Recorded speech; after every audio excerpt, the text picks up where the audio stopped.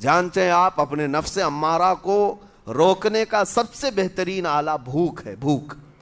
جتنا آدمی بھوک کے ذریعے سے اپنے نفس کو مار سکتا ہے دوسری کوئی چیز نہیں. آپ دیکھیں اس رمضان المبارک میں بہت ساری حلال چیزیں آپ کو حرام کر دی گئی ہیں. یعنی سحری سے لے کر افطاری تک. میں یہ نہیں کہہ رہا کہ شراب پینا حرام ہے, نشہ کرنا حرام ہے, وہ تو پوری زندگی بھر حرام ہے. لیکن آپ کو چاول روٹی تو حلال ہے نا, سبزے سیب پھل فروٹ تو حلال ہے, لیکن یہ حلال چیزیں بھی اللہ نے آپ پر حرام رکھی ہیں, روزے کے عالم میں نہیں کھا سکتے. سحری سے لے کر افطار تک یہ حلال لقمے, پانی تو حلال ہے, پاک ہے, لیکن آپ کے لیے روزے کے عالم میں حرام ہے.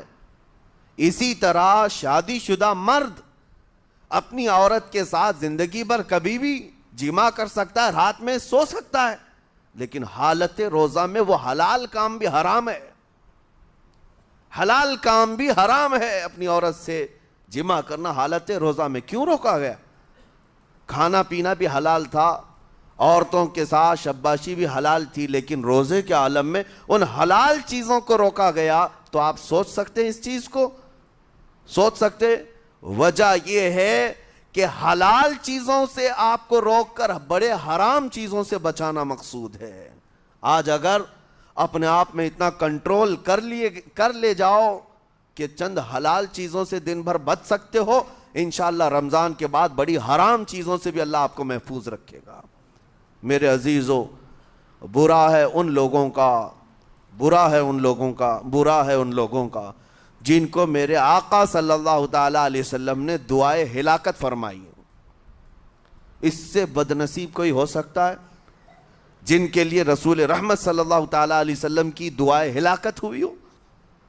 حضور صلی اللہ تعالی علیہ وسلم ایک دن مسجد نبوی شریف میں تشریف لے جا رہے تھے. منبر پر آپ نے قدم رکھا, آمین کہا, پھر دوسرے زینے پر قدم رکھا, آمین کہا, تیسرے زینے پر قدم رکھا, آمین کہا. خطبہ مکمل کیا, صحابہ نے پوچھا یا رسول اللہ صلی اللہ علیہ وسلم, ہر زینے پر آپ قدم رکھتے ہوئے آمین کس لیے کہہ رہے تھے؟ سنو, رسول پاک صلی اللہ علیہ وسلم ارشاد فرماتے ہیں کہ میں جب پہلے زینے پر قدم رکھا تو سید الملائکہ جبرائیل امین آئے اور دعا کرنے لگے. کیا دعا کیا؟